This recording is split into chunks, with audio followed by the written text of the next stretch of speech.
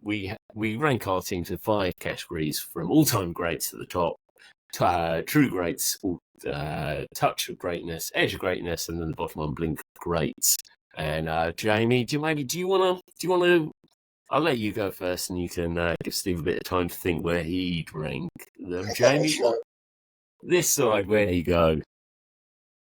Well, in terms of the emotional wave this football team took me on through this tournament, absolutely all-time greats. I painfully watched, like all of us, have watched England in these major tournaments, and my optimism has started in a place of we're going to do it to slowly evaporated.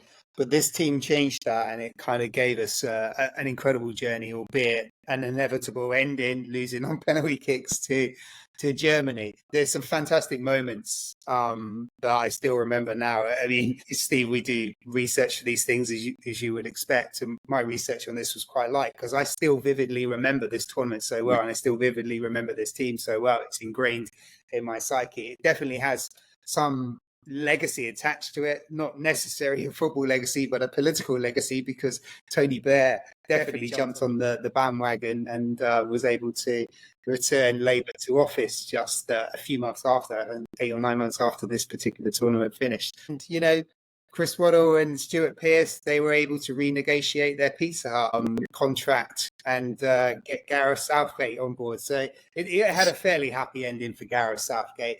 And, you know, he's gone on to become, I think, an incredible manager. And I just hope this summer he's a little bit more risky. And I think that would be enough to maybe change the history of our fortunes in the Euros. So where do I rank them? I don't think they're all-time greats, even though I feel that way.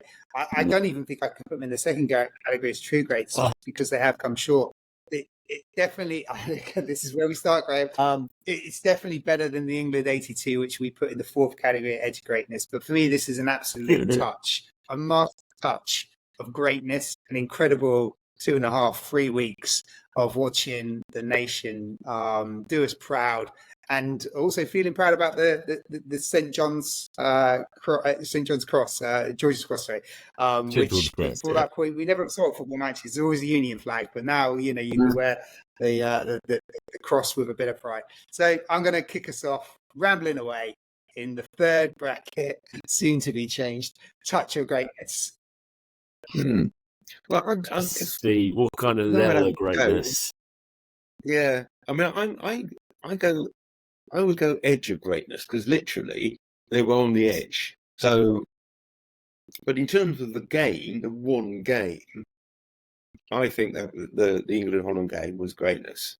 You know, it's still, to me, the best England performance I've seen in my lifetime. But I always think, by definition, edge of greatness because they were on the edge to win. You know, is that loud? Am I being too literal? Yes. But no, absolutely, it does. That is what they did. They were edge of greatness. There's definitely some true greatness there for the Holland win, and then I think they're the legacy of what they've done, whether you can attach it to just this England team, or whether it's the whole Euros, or whether it's the Sun, or whether it was Beneil and Skinner. The legacy of it is extraordinary. We're talking about lots of different things, and we're talking about the cultural impact as well, aren't we? I mean, to me, Italian 90 had a fantastic cultural impact. I think that was a turning point in the perception of the game as a whole as this country. And this one took another step. So in terms of sort of cultural impact, massive. But we talk about different things, aren't we? We're talking about football teams.